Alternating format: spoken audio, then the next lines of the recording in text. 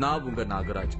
Circus buffoon மாதிரி காமெடியான ஆட்டம் போடுற ஒரு சாமியாடிய சந்திக்கத்தான் இன்னைக்கு நான் போயிட்டு இருக்கேன்.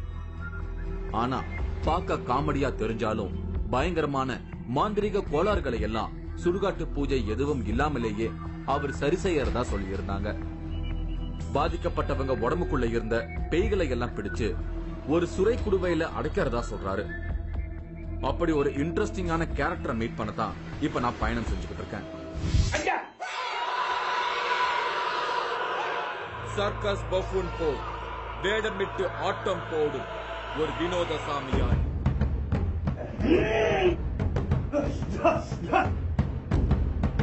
சுரை குடுவையில் பேய்களை அடைத்து வைப்பதாக சொல்லும் வினோதம். நான் இப்போ சென்னை போரூர் பக்கத்துல இருக்கிற காரப்பாக்கத்துல இருக்கேன். இங்கதான் சர்க்கஸ் பஃபூன் காஸ்டியூம்ல ஒருத்தர் பேய்களை சுரக்குடுவையில அடைச்சு வைக்கிறதா எனக்கு சொல்லி இருந்தாங்க. அவரை சந்திக்கத்தான் இப்ப நான் இங்க வந்திருக்கேன். இவரோட பேரு ஐயப்பன். இவரு வைகுண்ட ஐயாவை வழிபாடு செய்கிறவரு.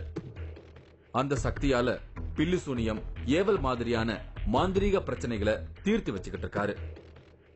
மாசத்துல ஒரு நாள் இவருக்குள்ள சக்தி இறங்கி வாக்கு சொல்லிக்கிட்டு இருக்காரு. இவரோட சொந்த ஊர் தேனி மாவட்டம். சின்ன வயசுலேயே வீட்டை விட்டு ஓடி வந்துட்டாரு. தொடக்கத்துல இவருக்கு கடவுள் நம்பிக்கை எல்லாம் இல்ல. ஒரு சின்ன பெருமாள் சிலை கிடைச்சிருக்கு. அதுக்கப்புறமா தான் இவர் வைகுண்ட ஐயாவை தீவிரமா வழிபட தொடங்கி இருக்காரு. கார்டன் வேலை செஞ்சுட்டு இருக்கிறேன். அப்ப ஜெமினி கணேசன் வீட்டுல சம்பளத்துக்கு வேலை செய்யறேன். இருந்தாலும் எனக்கு ரோட்ல போகும்போது இன்னது எனக்கே காட்டாவில சொல்லுவார் ஒருத்தருக்கு. நான் அப்பயே சொல்லுவேன். அது யாரு வந்து வைகுண்ட சாமி தான். அவர் தான் நான் பத்தி பிடிச்சி வந்தேன். அவர் சொல்லுவாரு, ரோட்ல போகும்போது சொல்லுவேன், இந்த மாதிரி உங்களுக்கு பிரச்சனை வருது பார்த்து நடந்துக்கன்னு. ஆனா போடா, நீ ஏன் தோட்ட விளைச்சிரு, உனக்கு நீ சாமியா தெய்வம் போடான்னு. சரி ஐயா, நான் தெய்வம் இல்லையா, நான் உன்ன மாதிரி மனுஷன் தான் ஐயா அப்படின்னு உங்க கூட இருக்கிறவங்களுக்கு இந்த மாதிரி வரும். ஆமா சொல்லுவேன், நடக்க போறது சொல்லுவேன். அப்ப எடுக்க மாட்டாங்க. முதல்ல அப்பதான் முதல் தடவை அப்படி வந்து. ஆமா, நான் வீட்லயும் ஆர்வம் பயங்கரமா பிடிச்சிட்டு இருந்தேன். பிடிக்க கோயிலுக்கு போக போக கொஞ்சம் எனக்கு தானாவே எனக்கு இன்னது காட்டி தருவார். கண்ணுல நாவல சொல்லுவார் உட்காந்து. சென்னை போரூர்ல இருக்கிற ஒரு வீட்டுக்குள்ளதான் இந்த வழிபாடுகள் நடக்குது. நான் அங்க போயிருந்த சமயம் வைகுண்ட ஐயாவுக்கு பூஜைகள் நடந்துகிட்டு இருந்தது. திரை போடப்பட்ட கருவறைக்கு முன்னால அங்க இருந்தவங்க எல்லாரும் பக்தியோட நின்னுகிட்டு இருந்தாங்க.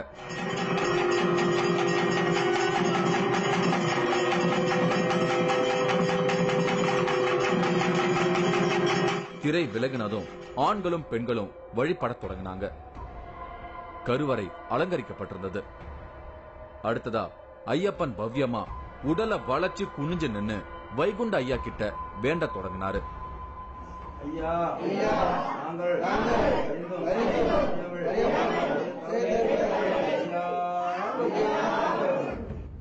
அவர் சொல்றத அப்படியே ஃபாலோ பண்ணி அங்க இருந்தவங்க எல்லாரும் திருப்பி சொல்லிக்கிட்டு இருந்தாங்க. இந்த மாதிரியான வழிபாட்டு முறைய பார்க்க வித்தியாசமா இருந்தது. விபூதி போல இருக்கிற இதுக்கு திருநாமம்னு பேரு.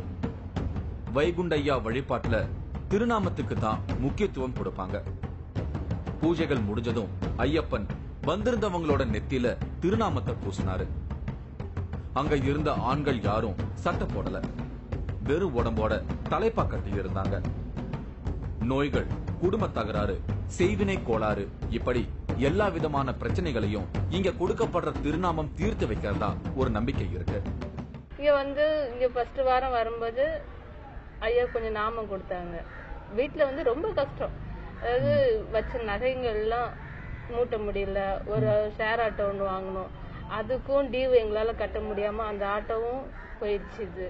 அப்போ வீட்டுல ரொம்ப கஷ்டப்பட்டு என்ன பண்றதுன்னு தெரியாம இருக்கும்போது பக்கத்துல இருக்கிறவங்க பரிதாபப்பட்டு, வாங்கக்கா நீங்க கண்டிப்பா அந்த கோயிலுக்கு வரணும் அப்படின்னு சொல்லி என்ன கூப்பிட்டாங்க.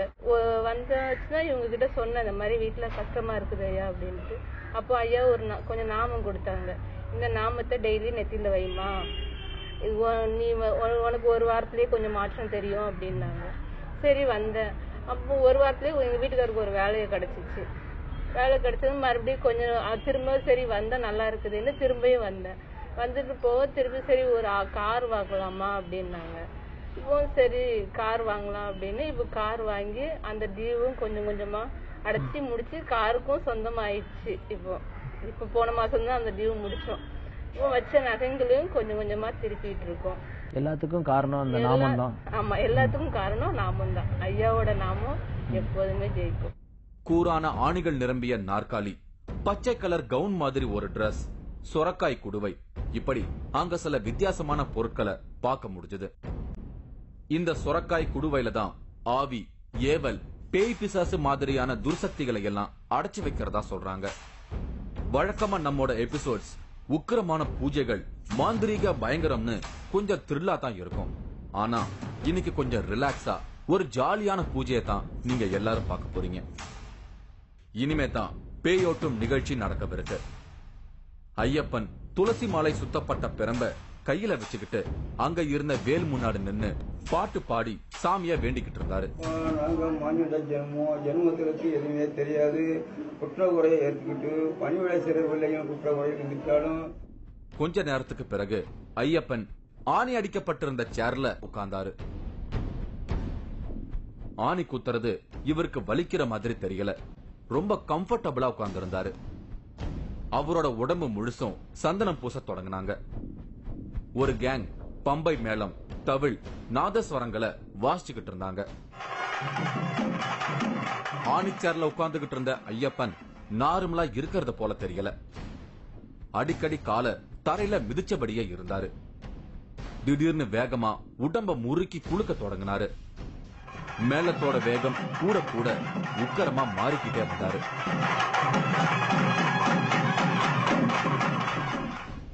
ஆணி அடிக்கப்பட்ட சேர்ல உட்கார்ந்து இப்படி குலுக்கறத யாராலும் கற்பனை கூட செஞ்சு பார்க்க முடியாது.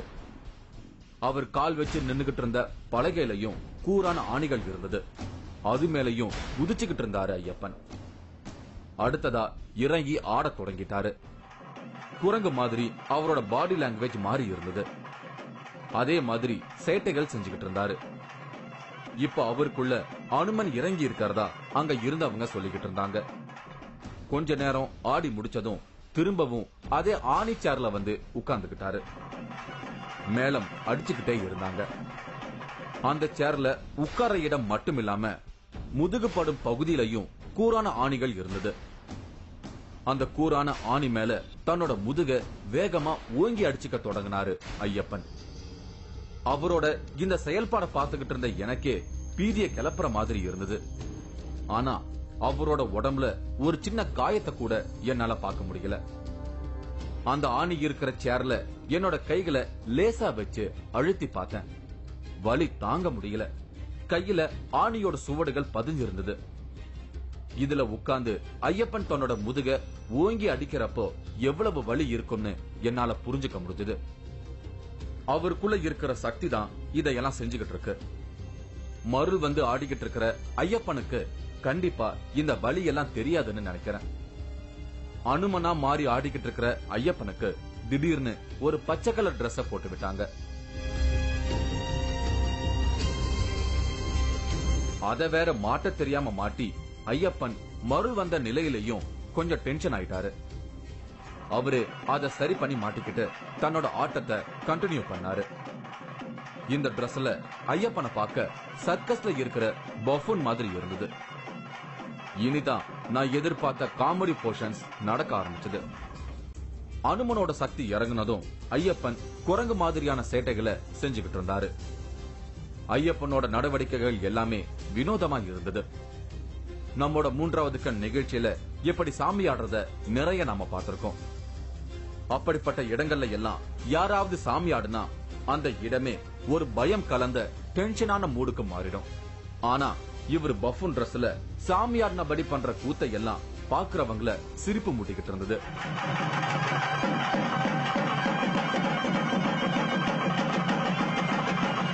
திடீர்னு போய் தவில் மேளத்துல காதை வச்சு அந்த சத்தத்தை கேட்டுக்கிட்டு இருந்தாரு.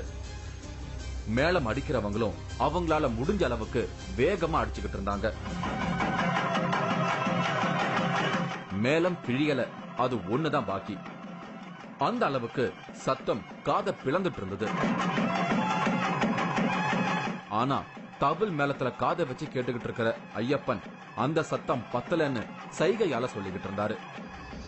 இது கூட பரவாயில்ல, இதுக்கு அடுத்ததா நடந்த சம்பவம் தான் என்னை இன்னும் அதிர்ச்சியில ஆழ்த்துச்சுன்னு சொல்லணும். நாதஸ்வரத்தை தன்னோட காதுல வச்சு ஊத சொல்லிக்கிட்டு இருந்தாரு ஐயப்பன்.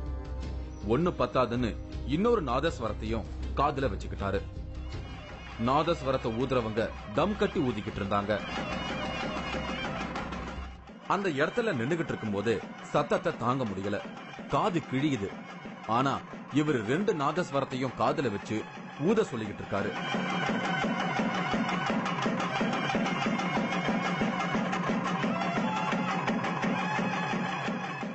அவரோட காது என்ன ஆக போகுதுன்னு தெரியல. பொதுவா நம்மோட காதுல இருக்கிற சவ்வால குறிப்பிட்ட அளவு ஒளிய மட்டும்தான் ரிசீவ் பண்ண முடியும். ஒளியோட அளவு கூடும்போது காது சவ்வு கிழிஞ்சு காது கேட்காம போயிடும். 2 நாதஸ்வரத்தோட சத்தத்தை இவர் எப்படி கேட்டுக்கிட்டு இருக்காருன்னு சத்தியமா எனக்கு புரியல. பார்க்க வினோதமாவும் காமெடியாவும் இருந்தது.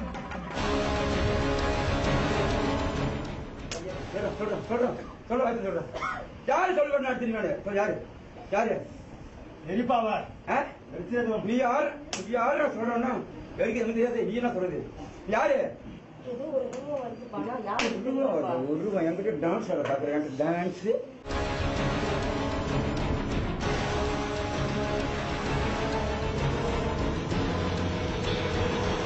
மூன்றாவது கண் இடைவேளைக்கு பின் தொடரும்.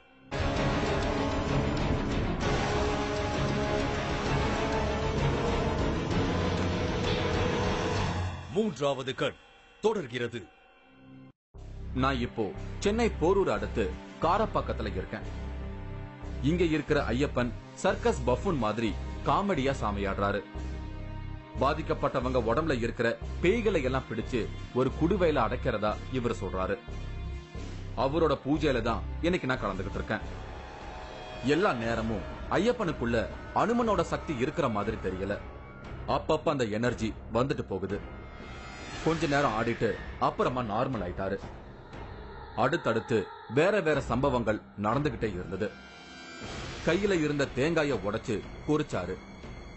அடுத்ததா 2 வாழைத்தார கையில பிடிச்சுக்கிட்டு வாழைப்பழத்தை தோலோடவே சாப்பிட தொடங்கிட்டாரு. மருள் வந்த மாதிரி ஆடிக்கிட்டு இருந்த ஐயப்பனோட வாழைத்தாறுல இருந்து பழங்கள் கீழே விழுந்ததும் அதை எடுக்க கூட்டத்துல தள்ளு முள்ளு நடந்தது. சாமியோட பிரசாதமா அதை எடுக்க இங்க போட்டி போடுறாங்க. அனுமனோட சக்தி இறங்கறதா சொல்ற எல்லாரும் இது மாதிரியான சேட்டைகளை ஏன் செய்யறாங்கன்னு எனக்கு தெரியல. இதுக்கு முன்னாடி நம்மோட 3வது கண் நிகழ்ச்சியில மகாலட்சுமி அப்படிங்கிற பெண் சாமியாடி கோயிலுக்கு வரவங்க மேலேயே அனுமனோட சக்தியா வர வச்சாங்க. அப்பவும் அங்க வந்திருந்த எல்லாரும் சொல்லி வச்ச மாதிரி குரங்கு போலவே நடந்துகிட்டாங்க. இப்ப சமீபத்துல ஸ்ரீரங்கத்துல வாசுதேவனும் குரங்கு போல மாறினதையெல்லாம் பார்த்தோம். அம்மனோட சக்தி வந்தா ஆடுறதும், நாகசக்தி இறங்குனா பாம்பு மாதிரி தரையில படுத்து பால் குடிக்கிறதும், அனுமன் சக்தினா இப்படி குரங்கு போல மாறுவதும் எப்படிங்கிற ரகசியம் தான் எனக்கு இன்னைக்கு வரைக்கும் புரியாமலே இருக்கு.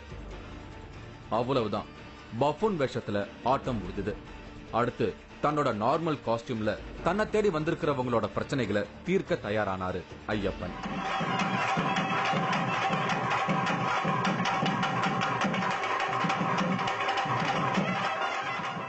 என்ன வச்சு முடியல? நாமத்தை என்ன சொன்னேன்? நாமத்தை நெத்தியில போய் ஒரு சீரை போடு, நான் நடத்துறேன் சொன்னில்ல? ரோட்ல மண் இல்ல பெற்று என்ன பண்ண? என்ன பண்ண? சித்தர்களா இருந்து மகளுக்கு அங்க இருக்கிற நோயோடைய பேயெல்லாம் விசாரம் எடுத்துட்டு அந்த மகளுக்கு ஓடி ஆடி ஒரு தெம்பு பாக்குற வேலை என்ன நடக்குமா? இறங்க கீழே இறங்க. இப்படி காஸ்டியூம் மாறினாலும் இவரோட வினோதமான செயல்பாடுகள் மட்டும் மாறவே இல்லை. இப்போ திடீர்னு ஒரு முழு தேங்காயை எடுத்து பல்லாலேயே கடிச்சு உரிக்க தொடங்கிட்டாரு. இன்னமும் இவருக்குள்ள அந்த எனர்ஜி இருக்குங்கிறத நிரூபிக்க இப்படி எதையாவது செஞ்சபடியே இருக்காரு ஐயப்பன்.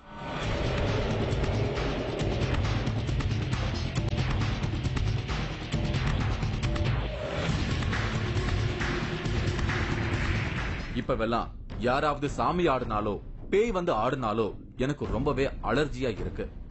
அது ஏன்னு தெரியல. ஆனா என்னோட விருப்பத்தையும் மீறி இங்க திடீர்னு ஒருத்தர் பேய் வந்து ஆட தொடங்கிட்டாரு. அவரை விசாரிச்சாரு ஐயப்பன். இப்ப சொல்லு, யாரு சொல்லு, யாரு சொல்லு, சொல்ற ஆளுங்க, சொல்றேன், யாரு சொல்லு நடத்திருக்காரு, சொல்லு யாரு, அடிக்க மாட்டேன், வண்டியை விட்டுட்டு வீடு வண்டியை சொல்லு, யாரு சொல்லு, உடனே கட்டளை தூரம் விட்டான், அடிச்சு அத்திட்டு போட்டான், யாரு எரிப்பாவார், நீ யாரு சொல்றா, எதுக்கு எதுவும் தெரியாது, நீ என்ன சொல்றது, யாரு யாரு. அவருக்குள்ள இருந்த பேய் ரெஸ்பான்ஸ் எதுவும் பண்ணல. கடுப்பான ஐயப்பன் அவரை அடிச்சும் விசாரிச்சாரு. பேய் ரொம்பவே ஸ்ட்ராங், வாயே திறக்கல. சொல்லு யாருன்னு சொல்லு, ஆளை சாதிக்காத சொல்லு. இந்த கேஸ நான் அப்புறமா பாக்குறேன்னு அடுத்த ஆளை பார்க்க போயிட்டாரு ஐயப்பன். நீ சொல்லு யாரு, உங்க யாரு சொல்ல மாட்டியா, சொல்லுவீங்களா, சரி கொஞ்சம் உட்கார், நான் அப்புறமா கூப்பிடுறேன், இல்ல நான் அப்புறமா கூப்பிடுறேன். இவரை கடைசி வரைக்கும் ஐயப்பன் திரும்ப டீல் பண்ணவே இல்ல. ரெஸ்பான்ஸ் பண்ணாத பேய்களை இவரை கண்டுக்காம விட்டுடுவாரோன்னு நான் மனசுக்குள்ள நினைச்சுக்கிட்டேன். இங்க வந்திருக்கிறவங்களுக்குள்ள சாமி இருக்கோ பேய் இருக்கோ தானா ஆட தொடங்கிடுவாங்களாம். அப்படி ஒரு இளைஞர் திடீர்னு ஆட தொடங்கிட்டாரு. என்னால இதையெல்லாம் பொறுமையா பாத்துக்கிட்டு இருக்க முடியல. இவர் மேல ஒரு காவல் தெய்வம் வந்திருக்கான். அதோட பேசிக்கிட்டு இருந்தாரு ஐயப்பன்.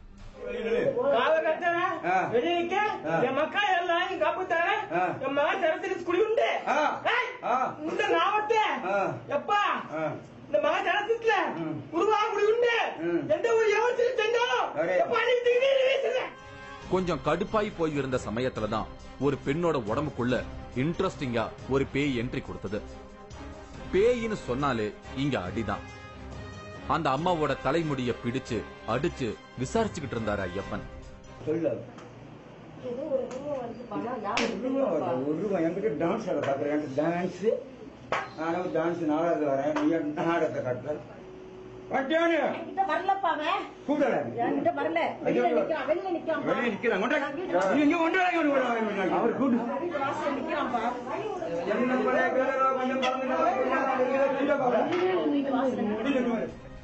ஒவ்வொரு கேள்விக்கும் ஒரு அடி விழுந்துகிட்டே இருந்தது. இங்க உள்ள வரவங்க உடம்புக்குள்ள இருக்கிற ஒரு சில பேய்கள் சில சமயம் இந்த இடத்துக்குள்ள வராம அவங்க உடம்ப விட்டு வெளியே ஒதுங்கிடுமா. அதையெல்லாம் இவர் கண்டுபிடிச்சு அனுமன் சக்தியால கட்டாயப்படுத்தி உள்ள அழைச்சிட்டு வந்து ஓட்டுவாராம். அதுக்காக கையில இருந்த நாமத்தை தூவி பேய்களை அழைச்சிட்டு வரும்படி அனுமனுக்கு சிக்னல் மாதிரி என்னவோ பண்றாரு.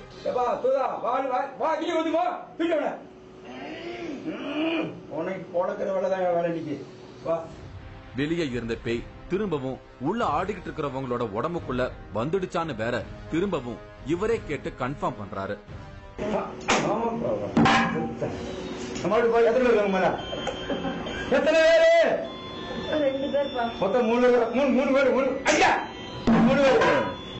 இங்க ஆடிக்கிட்டு இருக்கிற இந்த அம்மாவோட உடம்புக்குள்ள இப்ப 3 ஆவிகள் இருக்கிறதா கண்டுபிடிச்சிருக்காரு ஐயப்பன். அந்த ஆவிகளோட ஒரு கான்வர்சேஷன் நடத்த தொடங்கினாரு ஐயப்பன்.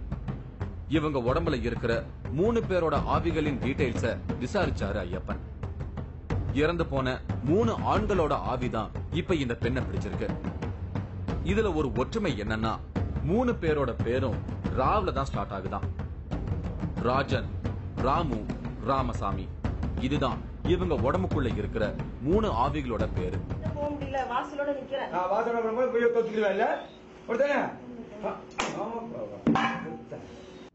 இதுல ராமசாமி கொஞ்சம் டெரரானவர். இந்த ராமசாமியோட ஆவி மட்டும் ஒவ்வொரு வருஷமும் ஜனவரி மாசத்துல உயிர் பலி வாங்கறதா ஸ்டேட்மெண்ட் கொடுத்துச்சு. காமெடியா நினைச்சுக்கிட்டு இருந்த விஷயம் கொஞ்சம் கொஞ்சமா சீரியஸா மாற தொடங்குச்சு.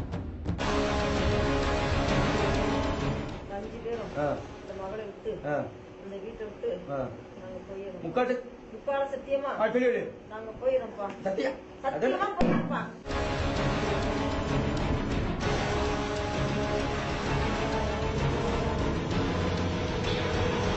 மூன்றாவது கண் இடைவேளைக்கு பின் தொடரும்.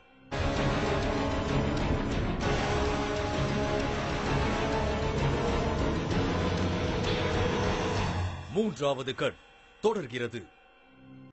இன்னைக்கு நான் சென்னை போரூருக்கு அடுத்து இருக்கிற காரப்பாக்கத்துல இருக்கேன். இங்க இருக்கிற ஐயப்பன் சர்க்கஸ் பஃபூன் மாதிரி ஒரு டிரெஸ்ஸ மாட்டிக்கிட்டு காமெடியா ஒரு சாமி ஆட்டமும் சில வினோதமான சேஷ்டைகளையும் செய்யறாரு.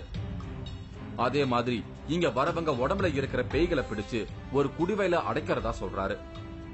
அப்படி ஒரு வினோதமான பேயோட்டத்தை தான் இப்ப நான் பாத்துக்கிட்டு இருக்கேன். அடுத்ததா இவங்க உடம்புல இருக்கிற பேய்களை எல்லாம் இவரு தன் கிட்ட இருக்கிற சுரக்காய் குடுவையில போட்டு அடைச்சிடுவாராம். அதுக்கான ப்ராசஸ் ஆரம்பமாச்சு. ஒவ்வொரு பேயா கூப்பிட்டு சத்தியம் வாங்கி அந்த சுரக்குடுவைக்குள்ள அடைச்சி வச்சுக்கிட்டு இருந்தாரு.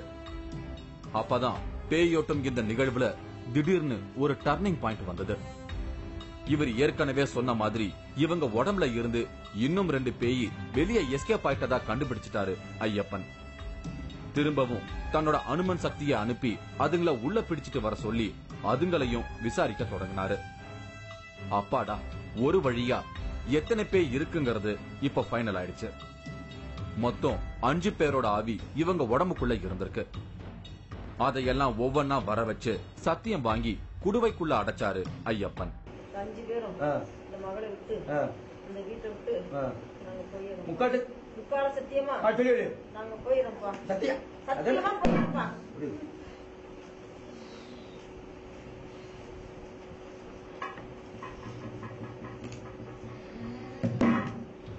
அந்த அம்மாவும் எதுவுமே நடக்காதது போல திரும்பவும் நார்மல் ஆயிட்டாங்க. இப்படி பல பேய்களை இந்த குடுவையில இவர் அடைச்சி வச்சிருக்கிறதா சொல்றாரு. இதையெல்லாம் வைகுண்டையா எரிச்சிருவாராம். சர்க்கஸ் பஃபூன் போல காமெடியா ஆரம்பிச்ச ஐயப்பனோட பூஜை கடைசியில அலாவுதீன் பூதத்தை விளக்குல அடைச்சி வச்ச மாதிரி பேய்களை ஒரு சுரக்குடுவையில அடைக்கிற த்ரில்லோட முடிவுக்கு வந்திருக்கு. இங்க வர கூட்டம் இவர் மேல மக்கள் வச்சிருக்கிற நம்பிக்கையை தான் எனக்கு காட்டுச்சு. இங்க வர பேய் பிடிச்சவங்களோட உடம்புல இருந்து விரட்டப்படும் நூற்றுக்கணக்கான பேய்களை இந்த சுரக்குடுவையில தான் அடைச்சு வைக்கப்படுறதா ஐயப்பன் சொல்றாரு. மூடி கூட இல்லாம ரொம்ப சாதாரணமா சுவத்துல மாட்டி வைக்கப்பட்டிருக்கிற இந்த சுரக்குடுவைய திரும்பவும் திகிலோட பார்த்தபடி அங்கிருந்து நான் வெளியேறினேன்.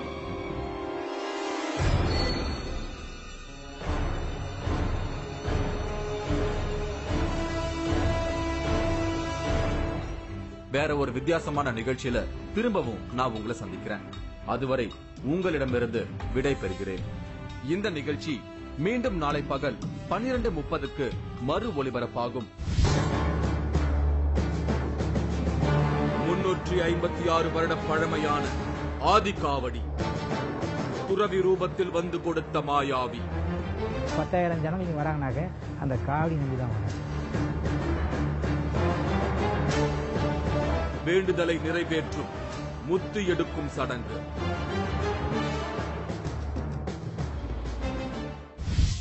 நீங்களும் இந்த திகில் பயணத்தில் கலந்து கொள்ள ஒரு வாய்ப்பு. 3வது கண் டிவி ஷோ என்ற பேஸ்புக் பக்கத்தில் எங்களோடு இணைந்திடுங்கள். உங்களது அமானுஷ்ய அனுபவங்களை பதிவு செய்து இந்த நிகழ்ச்சியில் பங்கு பெறும் வாய்ப்பை பெறுங்கள்.